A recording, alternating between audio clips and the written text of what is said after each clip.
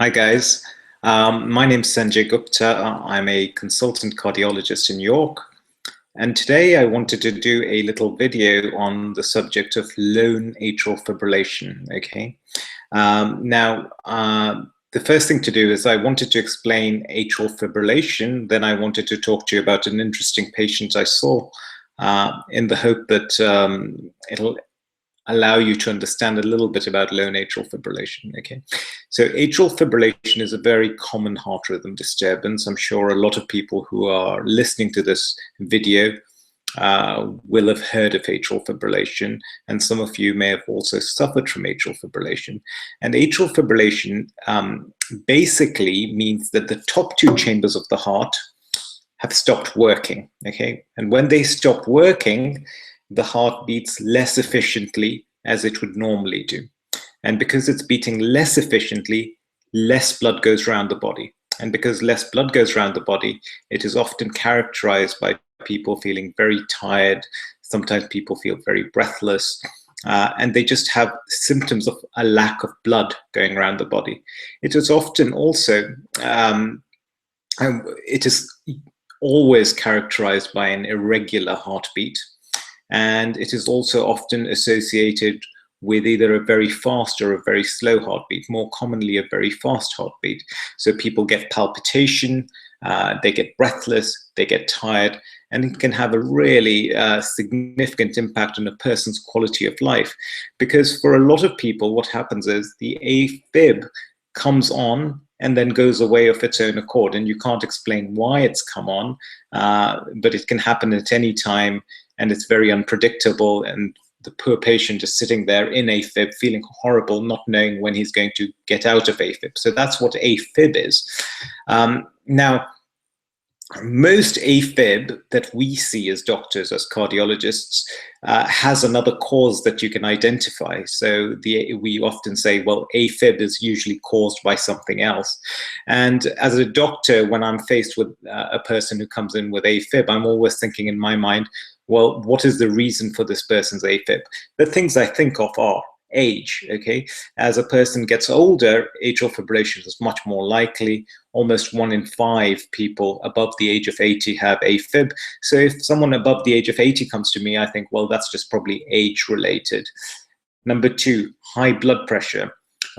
When you have high blood pressure, what happens is that the heart is having to exert a lot more pressure to get the blood out. That's why it's called high blood pressure, right? So the top two chambers, the atria, because they're thin-walled, they're exposed to this extra pressure that the heart has to do, it has to generate, and they can get enlarged.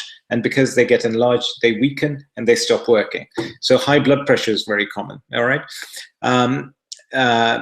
Other things, valve problems. Valve problems, if you have a leaky valve or a tight valve, then that can put pressure on the atria, cause it to get bigger, and that can cause atrial fibrillation to develop. Also, there are other things like thyroid problems, okay? Heart failure or a weak heart or anything like that is often another cause for the development of atrial fibrillation. So in my own mind, whenever I see a patient with AFib, I'm thinking, oh, well, it's probably this or this or this. So what do? I do a heart scan to look for any evidence of valve problems, any evidence of heart failure. I check their blood pressure and I ask them about whether they have high blood pressure or not. I also check a patient's thyroid function tests to make sure they don't have thyroid abnormalities, because a lot of thyroxine in the body can generate electrical disturbances and then cause AFib. I also ask the patient about whether they've had a recent alcohol binge or something like that, because alcohol can be toxic in excessive quantities to the heart, and that can cause the development of AFib. But then there are sometimes when you meet younger patients who have none of this, okay? So today, for example, I met a patient who was only in his 50s. You know, he was doing fine, and then he was going up, doing a walk, climbing a hill, and suddenly started getting a lot more breathless than he would normally expect to get, and subsequently felt his pulse, found it to be irregular, went to the GP. The GP said, you have AFib.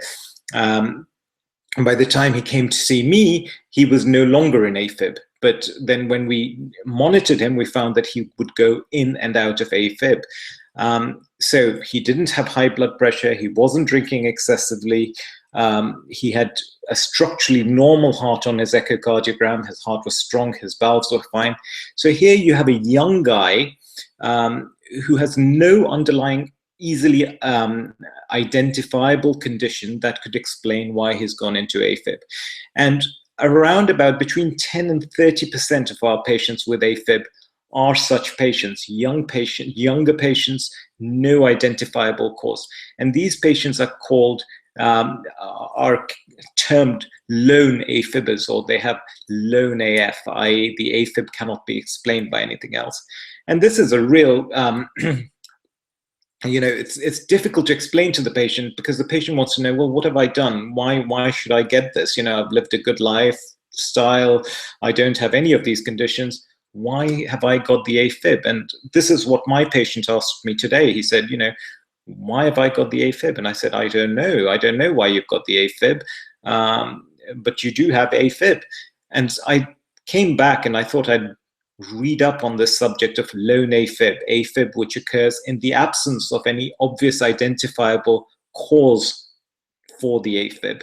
And what I was particularly interested in knowing is, are all these people who have lone AFib, young people with atrial fibrillation, which comes and goes, are they a homogeneous group, or is it just, are they different people with different conditions that have not been identified, that may be predisposing it? So I thought I'd do some reading, and I found a very interesting paper. And basically what they did in this paper was they wanted to try and work out, who are these people who develop lone AFib? Okay, is there anything you can identify which is common amongst them? Because once you can, then you can start working out why this lone AFib is occurring. And the second thing they were interested in knowing is, what are the triggers for bringing on the AFib? Because as I said, a lot of these patients go in and out of AFib, and for many of them, there may be something that actually pushes them into AFib, and then they have to wait. So if we could identify common triggers, then by avoiding the triggers, it is possible to have less episodes of AFib. So this was a paper that was published in a journal called PACE, P-A-C-E. It was published in 2005, and the leading author is a chap called Patton. It was done at the Massachusetts General Hospital. And what they did was they took 180 patients, okay? And all these patients had this thing called lone AFib, where they didn't have any underlying structural heart disease. By structural heart disease, I mean they didn't have a weak heart, they didn't have valve problems of their heart, they had no history of rheumatic disease, they'd never had a heart attack. They also made sure that these patients didn't have a thyroid problem. They also made sure that these people did not have high blood pressure. And they wanted to study these patients. So what they did was they got 180 such patients, and they were all younger patients. They were all under the age of 65, whereas, AFib tends to get a lot more common after the age of 65. So they've taken that age component out, younger patients, and they interviewed them. And what they did was they asked them about their history of AFib, when the AFib was first diagnosed, how many episodes these patients have had. They asked them about what they recognized as triggers for their AFib. They wanted to know about their family history, just to try and work out whether AFib can be inherited in these people, because you can't explain it any other way. And they found some really interesting things, and I thought I'd share those with you. Okay, so they interviewed 180 men, all under the age of 65. In terms of triggers, they wanted to know what a trigger was identified as something that would cause the AFib within 1 hour of being exposed to the trigger. So pretty close in terms of time. So when I talk about triggers, these people, everyone who talked about the triggers or who identified things as their triggers, basically felt that within an hour of exposing themselves to the trigger, they would get AFib. So 180 patients, okay? 82% of these patients were men. The mean age for this population of 180 patients was 54 years, so young population. The mean age when these people developed their AFib in the first place was around about 45 years, so they developed it very young. Okay, and the majority had this thing called paroxysmal AFib, which means that the AFib would come and go of its own accord, okay, or on exposure to triggers. Interestingly, when you looked at these people, about 8% said that they had their AFib, which was paroxysmal, but now it had become continuous. So about 8% of these patients had now developed persistent AFib. That just tells you what the likelihood is of developing persistent AFib. And most of them had developed the persistent AFib in about 5 years after the diagnosis of paroxysmal AFib. Although none of these patients had high blood pressure before the AFib was diagnosed, almost 8%, more than 8%, said that they were diagnosed with high blood pressure several years after the AFib was diagnosed. A third of these patients had high cholesterol, and about 4% had diabetes. They did these guys, when they did this paper, because it was published in 2005, they didn't look for sleep apnea, but we know now that sleep apnea is very, very common in the population and can often be a cause for the development of AFib. So it's just worth bearing in mind, 1 in 5 people these days in the Western world have some form of sleep apnea, and that could be another cause for this kind of lone AFib, which wasn't being identified at that time. Now, what did they find in this group of people who had lone AFib? Well, very interestingly, they found that about 39% of these people had a first-degree relative who had AFib. Points to a familial or an inherited predisposition. 39% had a family history where a first-degree relative had been diagnosed with AFib. 4% of those had a second-degree relative who had been identified with AFib, and many of these patients also had a relative who'd had a pacemaker, a first-degree relative with a pacemaker. So if you're someone who has lone AFib and you're asking, well, why? It's worth just looking into your family history and saying, could it be something that you may have inherited? And we know that there is, the genetics of AFib is quite complex, but there is undoubtedly a component which can be inherited, okay? Or a propensity to developing AFib, which can be inherited. The second thing that was very interesting was that around about 8% of these people had an inflammatory condition or suffered from an inflammatory condition. So these included rheumatoid arthritis, lupus, ankylosing spondylitis, sarcoidosis, colitis, so inflammatory bowel disease. So that's interesting because that can be another mechanism and points to the fact that maybe AFib is being caused by a degree of inflammation, and that condition that you may have, like rheumatoid arthritis, although it's so far away from your heart, could actually in some way be predisposing you to developing the AFib. So about 8%. And interestingly, more women with lone AFib had an inflammatory condition. So again, worth bearing that in mind. A third of these patients had a history of being very, very highly trained athletes or doing strenuous exercise when they were younger. Okay, so that's interesting, that if you've done a lot of exercise, or if you're one of those highly trained athletes, then you're more likely to develop AFib later on. And this is not something that is unusual. We know that AFib is a lot more common in highly trained athletes. Why? Because we know that when you're training excessively, there's two things. Excessive exercise is inflammatory to the body and also lowers your vagal tone, and that can cause vagal AF to develop. So So that's another thing just to bear in mind. It's also worth knowing that about 7% of patients had a pacemaker put in for something else. Now you would say, oh, well, if they've had a pacemaker, surely they have structural heart disease.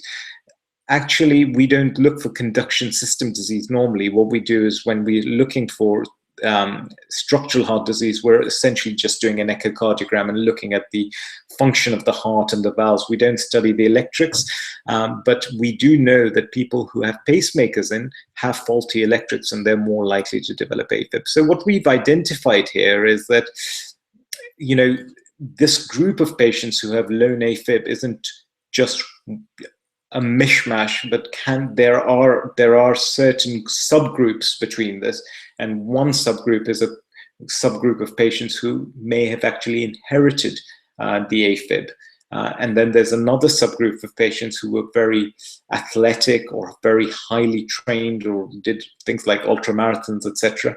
And there's definitely that group. And then there's another group, which is of patients who've had pacemakers, who've had conduction system disease of the heart, and that can predispose to AFib later on. Now, the second part of this is, and for a lot of people, this is very important, because the second part of this is to try and identify those things that can trigger the AFib, okay?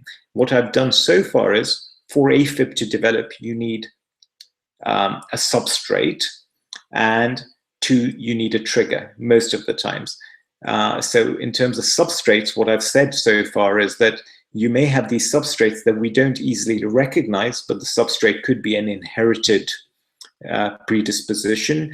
It could be the fact that you have conduction system disease. It could be that you have you've trained excessively as a younger person, and that could have predisposed it, and therefore you have a higher vagal tone that exposes you to more AFib. But then once you've got that substrate, you also need triggers to bring the AFib out. And in terms of triggers, it was very interesting that in this group of patients who had lone AFib, 44% of the patients said that sleeping brought on their AFib. Interesting. And probably because the vagal tone gets the vagal tone gets higher. You know, you get your heart rate goes lower, your vagal tone is higher when you sleep, so you get more vagal AF. 34% found that after eating, their AFib would come on. Remember, this is within 1 hour. 36% of patients noticed that it would occur with exercise. Okay. Other things, 16% of patients who had lone AFib said that they noticed it within an hour of taking in chocolate. So again, it's worth just bearing that in mind. If you're looking for what triggers there are, it may help you identify those triggers. And if you find that chocolate is something that is your trigger, then maybe avoiding the chocolate will reduce the propensity for AFib. 8% of patients said that if they were suffering from a virus or if they had any kind of viral symptoms, then that would bring on their AFib.